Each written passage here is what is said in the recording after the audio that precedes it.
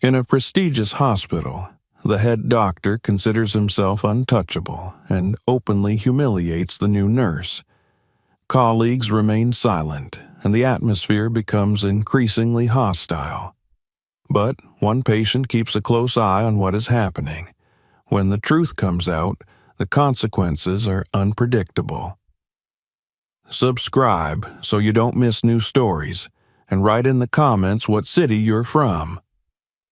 The glass facade of Northern Peak Medical Center mirrored the gray sky, a towering beacon of modernity and privilege. The air smelled of antiseptic and fresh linen, every surface polished to perfection, every corner designed to exude excellence. The soft hum of activity echoed through the pristine halls, nurses pushing medication carts, doctors discussing patient charts, monitors beeping rhythmically. Yet, beneath the immaculate exterior, an invisible current of tension buzzed, a current that Miranda Holt felt the moment she stepped through the revolving doors. Her first impression was the cold efficiency of the place. The front desk receptionist, a middle-aged woman with a clipped voice and tired eyes, barely glanced up as Miranda approached. She tapped quickly on her keyboard, sliding a visitor's badge across the marble counter without meeting Miranda's gaze. "Orientation room, 3rd floor. Use the east elevator," the woman said, her tone mechanical. "Thank you," Miranda replied politely, her voice steady despite the knot forming in her chest. As she walked away, she felt the subtle weight of stares, fleeting glances from staff passing by, eyes that lingered a second too long. Some measured her, others dismissed her. Miranda was no stranger to this scrutiny. A black woman in an elite medical institution, she knew the assumptions being formed before she even introduced herself, but she carried herself with the poise of someone who had fought for her place and earned it. The elevator's mirrored walls reflected her determined expression. Her dark curls were neatly pinned back, her uniform crisp, her ID badge clipped to her chest. The name beneath her photo read, Miranda Holt, RN. Her credentials boasted years of experience in trauma care and intensive care units, yet she knew her presence here would be questioned. The orientation room was a sleek conference space, its walls lined with plaques and framed photographs of past directors, all of whom shared the same familiar profile: white, male, powerful. A handful of new hires had already gathered, some nurses, a few residents, engaged in polite, guarded small talk. Conversations slowed when Miranda entered. She gave them a brief nod, choosing a seat near the side, away from the clusters. No introductions were offered. Minutes later, the room fell silent as a tall figure entered. Dr. Edward Adamson. His reputation had preceded him, the head of surgery, renowned for his surgical brilliance and equally infamous for his harsh, domineering leadership style. His tailored lab coat, perfectly ironed, bore his name stitched in bold, and his salt and pepper hair was combed with exacting precision. He carried himself like a man accustomed to being the smartest person in the room. His cold, steel-gray eyes scanned the newcomers, and when they landed on Miranda, they paused, a flicker of something unreadable, sharp and assessing. The pause was brief but weighted. Then his lips pressed into a thin line. "Welcome to Northern Peak," he began, his voice deep, precise, and devoid of warmth. "Excellence here is not a goal, it is the baseline. Mediocrity has no place within these walls. If you are here, it means you passed the preliminary filters. But passing filters and surviving in my hospital are two different things." Miranda felt the sting of his gaze, the words crafted like scalpels, cutting into assumptions. He hadn't singled her out by name, but she felt targeted all the same. As the orientation concluded, the group dispersed quickly, eager to escape Adamson's icy presence. Miranda was gathering her materials when his voice sliced through the thinning crowd. "Holt?" She turned, her spine straightening. "Yes, doctor?" Adamson approached with an air of casual authority, though his eyes were anything but casual, sharp, dissecting.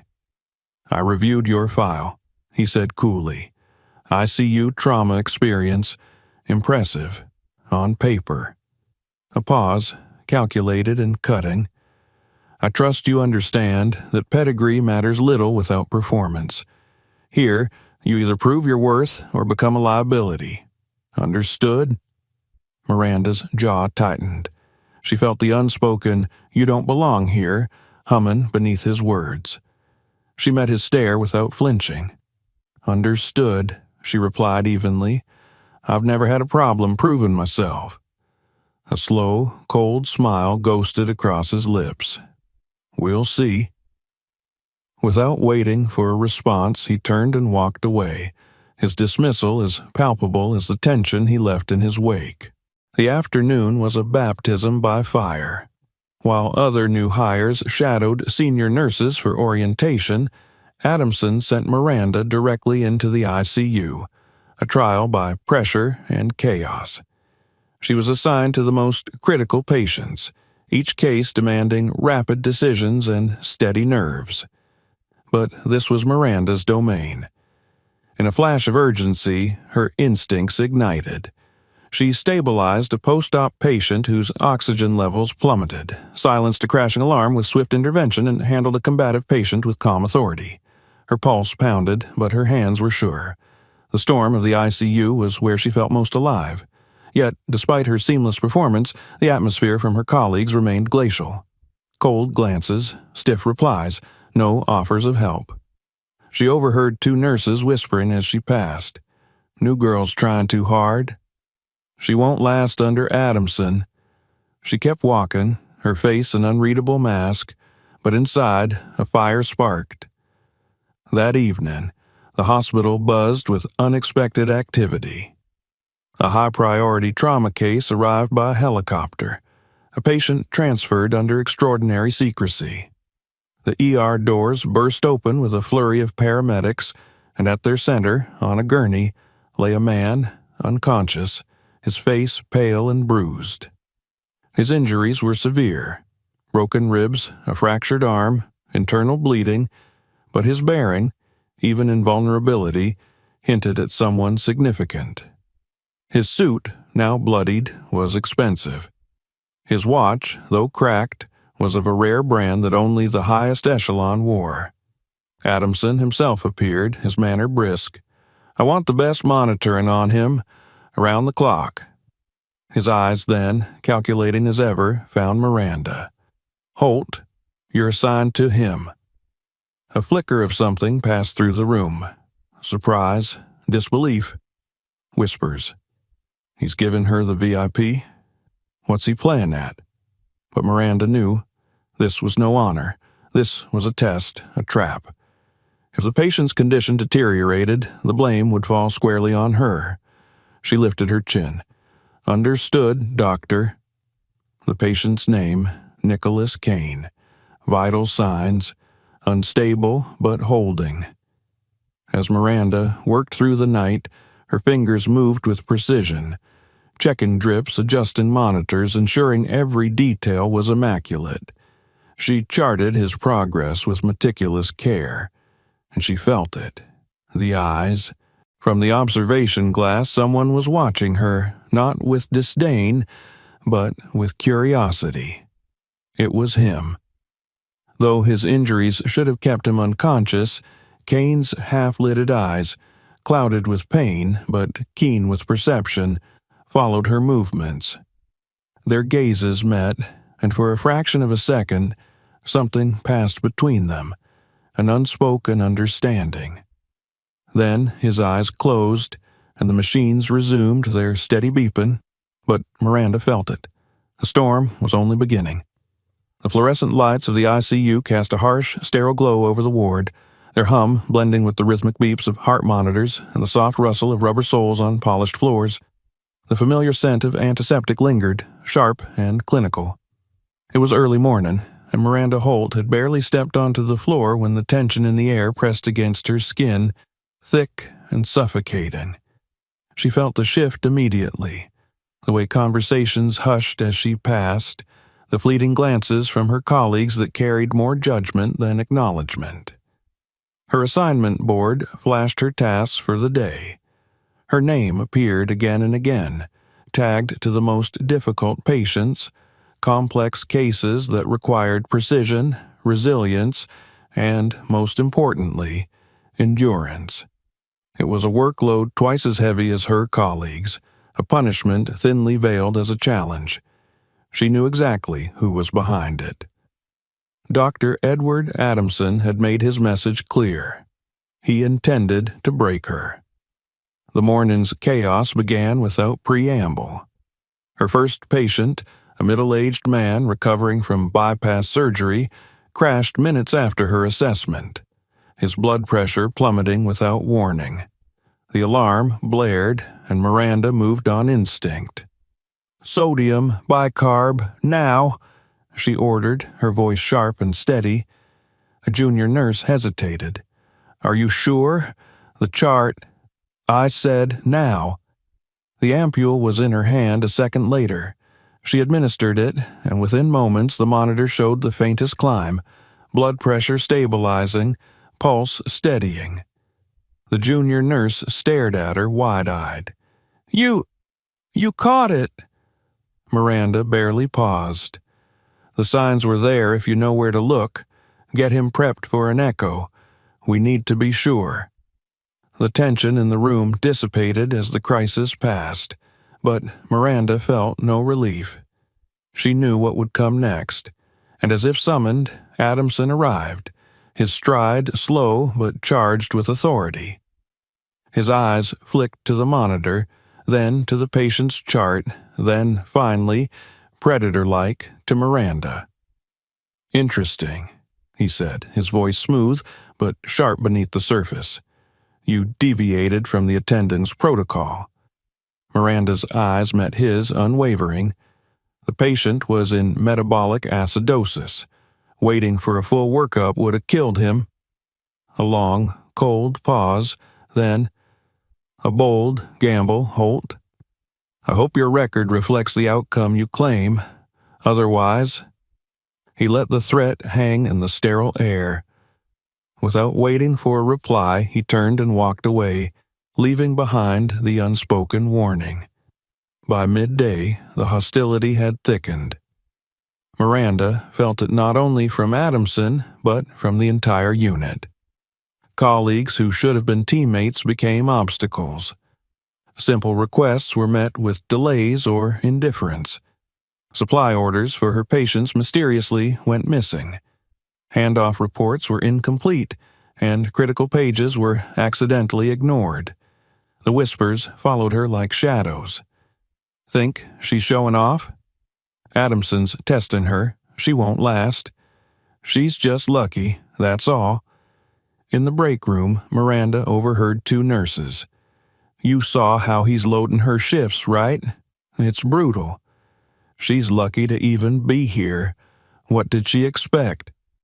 The second nurse's voice dropped to a conspiratorial whisper. "Honestly, I don't trust her with the high-risk cases. You never know." Miranda entered the room and the voices stopped, their owners dissolving into feigned focus on coffee cups and charts. She felt the burn of their assumptions on her back. Her reprieve, if it could be called that, came in room 412, Nicholas Kane's private suite. Unlike the hostility of the ICU, Kane's room felt still, isolated but not cold. The man himself, despite his injuries, radiated a quiet intensity that matched her own. Today, he was more awake, his eyes sharper than before. "You look worse than me," he said dryly, his voice hoarse but amused. Miranda allowed herself a soft, tired smile as she adjusted his IV. "Rough crowd, but I'm used to it." Kane watched her with a gaze that felt uncomfortably knowing. "Used to it? Interesting choice of words." She glanced at him, but he said nothing more. The evening shift brought fresh hostility. Adamson, with a subtle cruelty, reassigned her from Kane's case to another patient known throughout the unit for his vitriol. Mr. Henderson, a retired officer with a reputation for breaking down even the most seasoned nurses, was as combative as he was ailing. His chart read like a novel of complications: heart failure, diabetes, and a foul temper sharpened by pain and prejudice.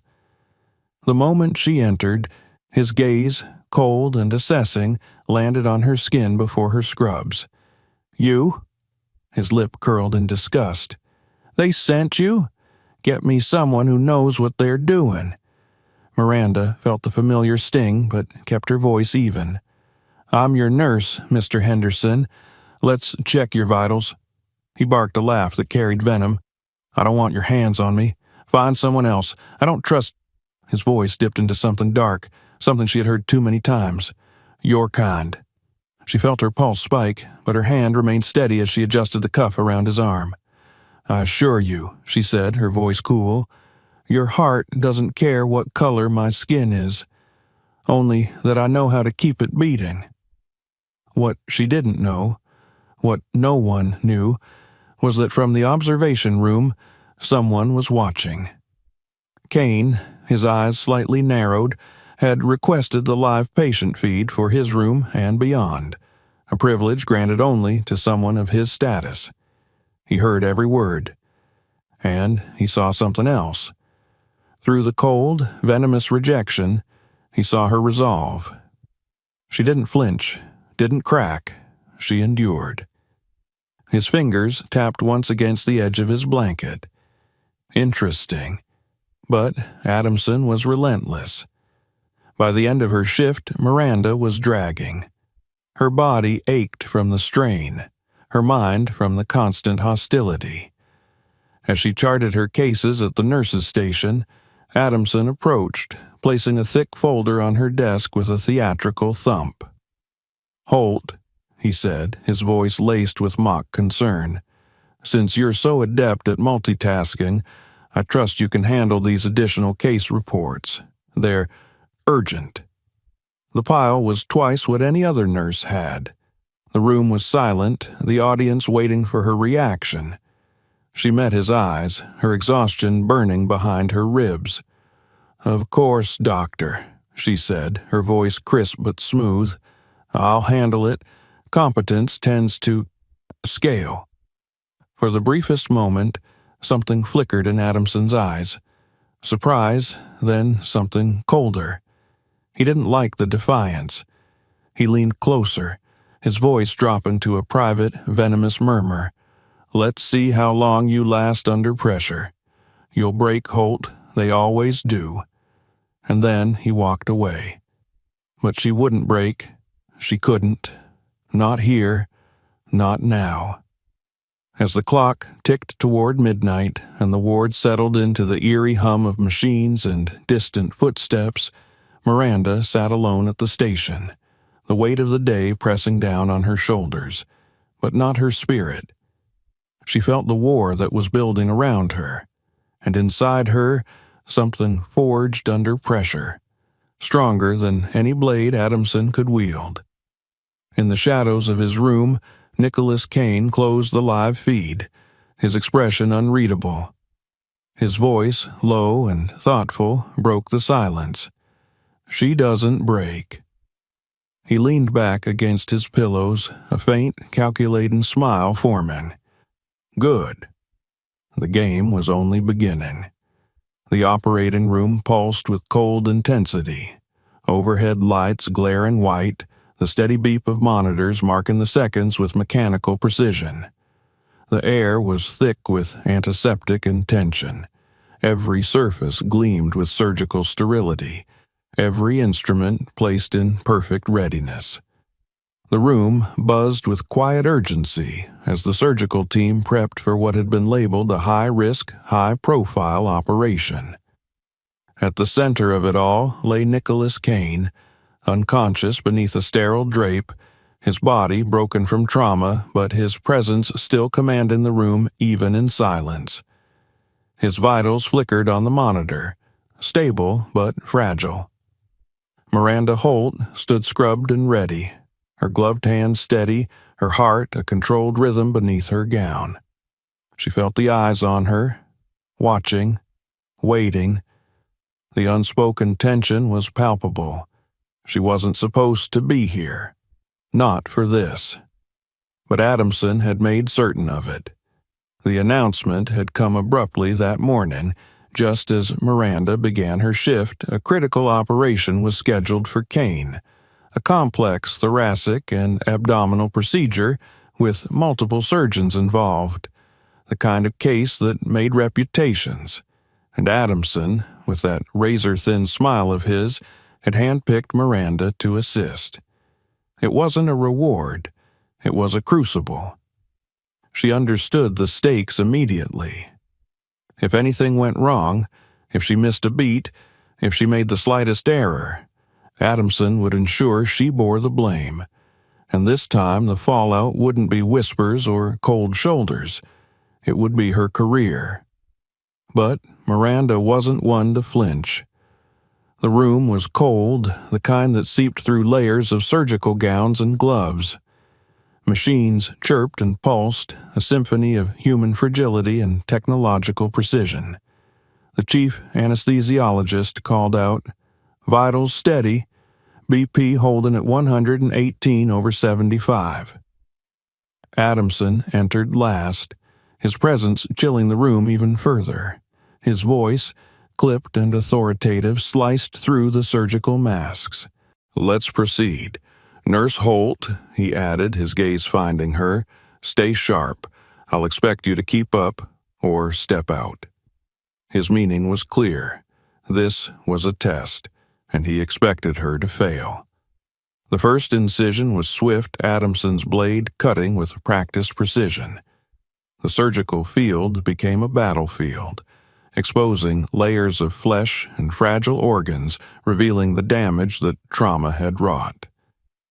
Miranda's hands moved without hesitation, anticipating Adamson's needs before he could voice them. Suction, clamp, retractor. She anticipated every tool, every motion, the rhythm of the operation etched into her muscles from years on the front lines of trauma care. But Adamson, true to form, began testing her in subtler ways, snapping orders in rapid succession, demanding instruments without naming them fully, skipping the surgical shorthand they all knew, a tactic meant to trip her, to slow her down, to expose hesitation. Miranda didn't stumble. She matched his pace, command for command, her movements smooth and exact. But then the complication struck, a sudden spike on the monitor, Kane's blood pressure plummeting. "BP's crashing, 60/40, the anesthesiologist barked. Adamson's hand paused. "Bleed! Clamp it!" he snapped. A sudden flood of blood filled the cavity thick and fast. A vessel had ruptured, hidden damage beneath layers of trauma. Adamson moved to clamp, but his hand, steady until now, wavered by a fraction, hesitation seizing him in the crucial second. Miranda saw it, saw the artery's position, saw the wrong angle he was about to take, too deep, too forceful. He was about to sever rather than seal, and Kane would bleed out. Her voice cut through the chaos, clear and firm. "Doctor, stop. Wrong vector. Approach from the inferior angle. You'll collapse the artery." The room froze. The weight of her interruption, her defiance, hung in the sterile air. Adamson's eyes, hard and cold above his mask, snapped to hers. And in that instant, she saw his choice. His pride or Kane's life. For a fraction of a heartbeat, his fingers tightened on the clamp. Then, without a word, he adjusted, followed her direction. A new clamp, a slower, shallower angle. The bleed slowed, then stopped. "BP stabilizing," the anesthesiologist called, voice tight with relief. 85/55 and rising. The tension in the room didn't ease. It changed, because everyone knew what had just happened. Miranda had saved the patient. She had saved his patient, but no one dared speak it. The operation continued for another grueling hour. Miranda remained unshaken, every move precise, every decision swift. When the final sutures were placed and the incision closed, the room seemed to exhale in collective exhaustion. Adamson, however, wasted no time. The moment the patient was wheeled out, he turned, his voice cutting and low. "Holt, with me." He led her from the sterile confines of the OR into a private consultation room, white walls, a monitor still displaying Kane's vitals. The door clicked shut behind them. The cold mask of his professionalism peeled back, revealing something sharper. "You dared to question me?" His voice was quiet but thrumming with venom. "In my OR?" Miranda's pulse pounded, but her voice was steady. "I questioned your angle, doctor, not your authority, and I was right." His eyes burned into hers. "You were out of line, and Kane would be dead if I hadn't been." The silence was razor-edged, his fists curled at his sides. "Let me be very clear, Holt," he said, his voice dropping to a dangerous growl. "I don't care how skilled you think you are. You are here because of a system that tolerates quotas and politics, not because you belong. You are exactly where I'm supposed to be," she interrupted, her voice hard as steel. "And you know it." The air crackled. His lips curled into something between a snarl and a smirk. "That arrogance will cost you.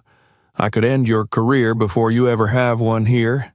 And if Kane had died because of your ego," she shot back, "who would you have answered to?" The door suddenly opened behind them, and a voice, low, firm, and utterly unexpected, spoke. "To me." Adamson's face froze. Miranda turned and saw Nicholas Kane, awake, standing.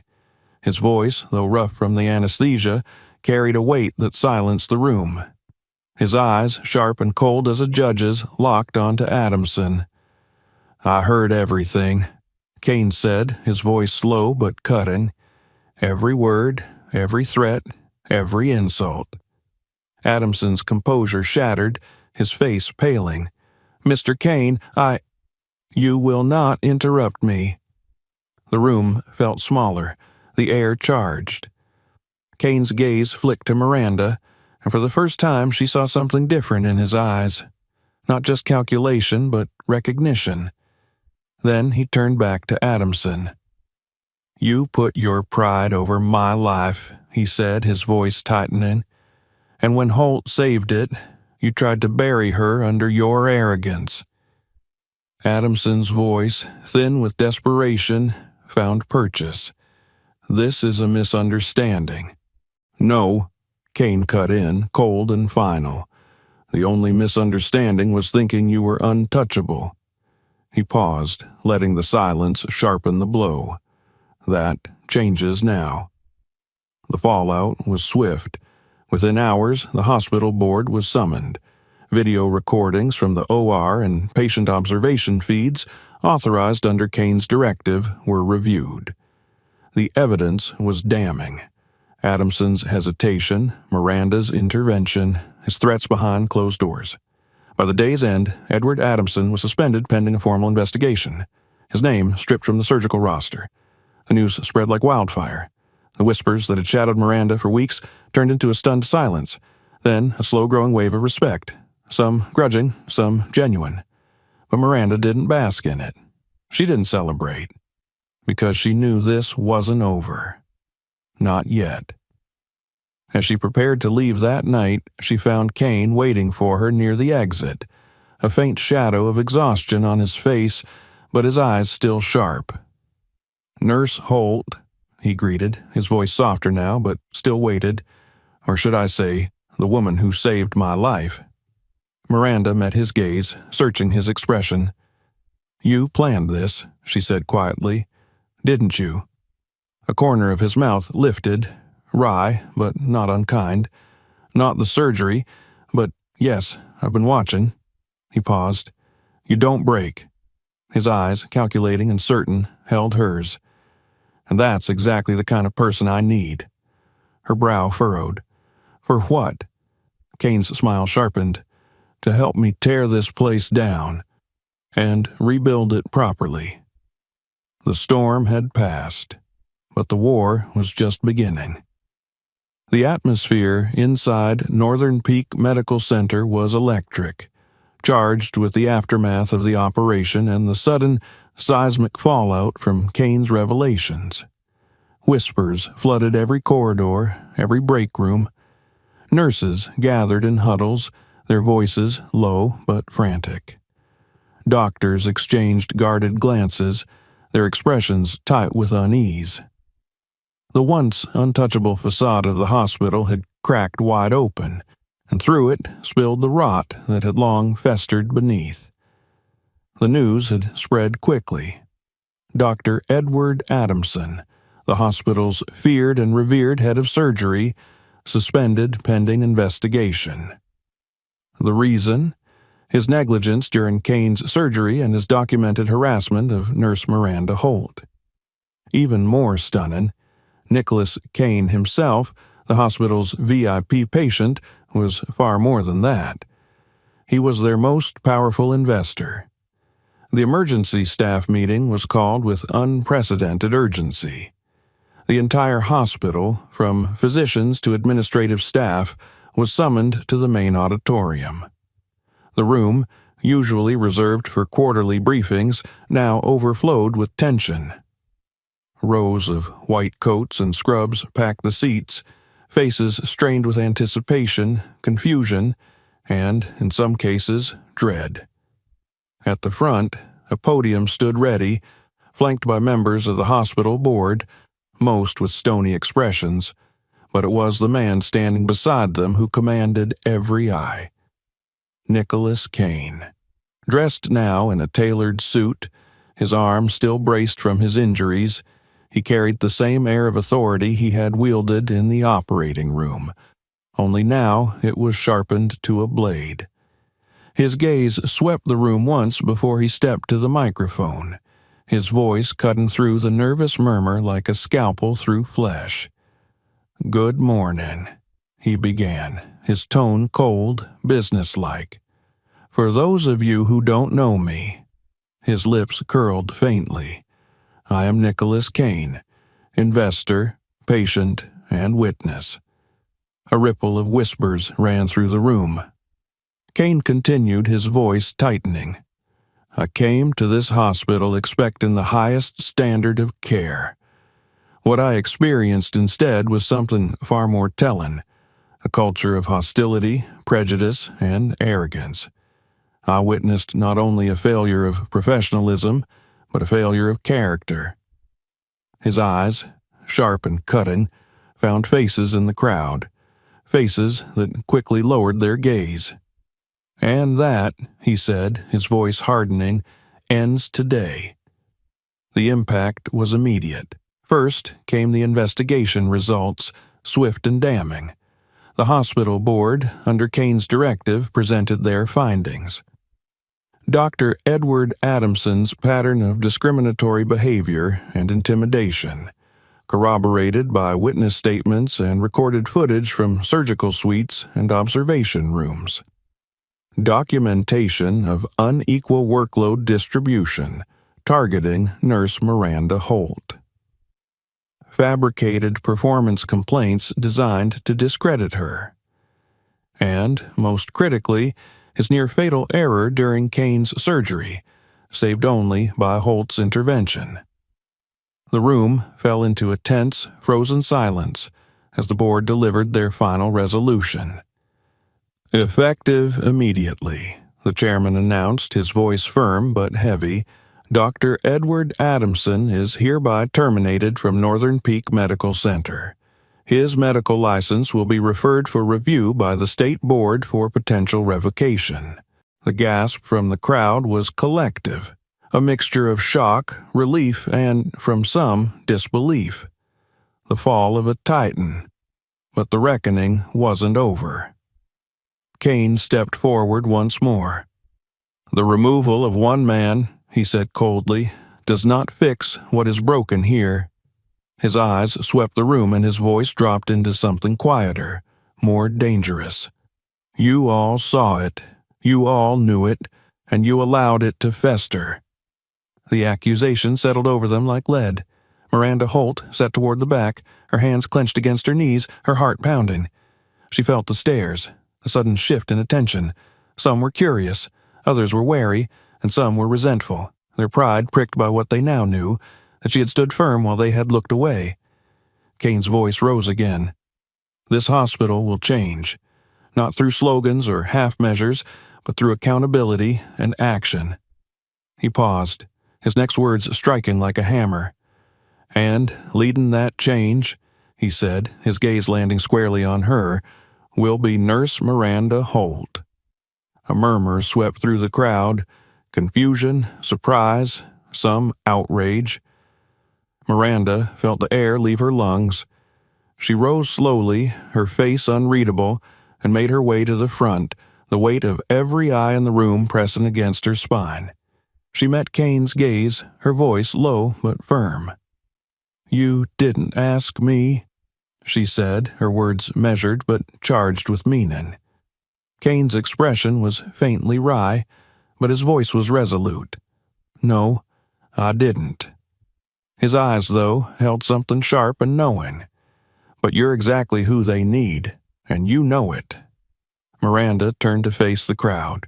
The people who had ignored her, shunned her, watched her fight alone. Her voice, when it came, was clear, steady, and strong. "I didn't come here to lead," she said plainly. "I came here to do my job, to help people. But what I found was a place where power mattered more than patience, where silence covered up failure, where fear let the worst among you flourish." She paused, letting the silence breathe, her gaze sweeping across their faces. "You all saw what Adamson did, and you stayed quiet. Some of you helped him, some of you let it happen, but all of you were part of the system that allowed it." The tension in the room thickened. "But," she continued, her voice tightening with something like steel, "if I've learned anything here, it's that silence is complicity." She lifted her chin. "So if I'm going to lead, I'll lead by breaking that silence." Her next words rang out hard and clear. "Change is coming, and every single one of you has a choice. Help fix what's broken or get out of the way." The room hung in charged silence, and then applause. It began small, scattered, a few hands tentative but firm. Then it grew, swelling into something undeniable. Nurses, some who had once turned their backs on her, now stood clapping. A few doctors, then more. Not everyone, but enough. The days that followed ignited a firestorm. The hospital's reforms, backed by Kane's authority and Miranda's leadership, began swiftly and without compromise. A full review of staff conduct, performance, and behavioral records were audited. Those found complicit in misconduct were reprimanded or dismissed. Mandatory inclusion and ethics training, not just a formality but a requirement, led by external experts and survivors of medical discrimination. Revamping hiring and promotion processes. Transparency became the standard, and recommendations gave way to merit. Some staff quit outright, unwilling to accept the new order. Others grumbled but stayed, their resentment simmering beneath uneasy compliance. But a growing number, especially younger nurses and residents, rallied behind the change. The culture, once built on silence, began to shift. Through it all, Miranda worked, not behind a desk, but on the floor. She was still a nurse, still walking the halls, still answering call lights, still holding patients' hands. But now, when she spoke, the room listened. The respect she earned was hard-won and not universal, but it was real. A month after Adamson's fall, Miranda found herself on the hospital rooftop, the chill wind brushing against her skin. She wasn't alone. Nicholas Kane stood beside her, his injuries healing, his gaze thoughtful as it swept the horizon. "Quite the mess," he said, his voice wry. "But progress always is." Miranda's voice was quieter. "It's not over." "No," Kane agreed, his eyes flicking to her. "It's just beginning." She turned to him, her expression sharp. "You didn't just want to fix this hospital, did you?" His lips curled faintly, but his voice carried steel. "No, this is the first crack in a much bigger wall." His gaze met hers, cool but certain. "And if you're willing, I want you to help me tear it down. Everywhere." A long silence stretched between them, filled with unspoken possibility. Miranda looked out over the city, the vast network of hospitals and institutions where the same battles were waiting, unseen but no less real. Her jaw tightened. Her heart burned. Then, "I'm in." Below, the lights of Northern Peak blazed into the night, a monument not to what had been, but to what would be. The reckoning had come, and it was only the beginning. If you enjoyed this story, don't forget to subscribe for more powerful narratives and inspiring journeys. Share this video with your friends to spread the message, and check out our other videos for more stories that challenge, captivate, and inspire. See you in the next one.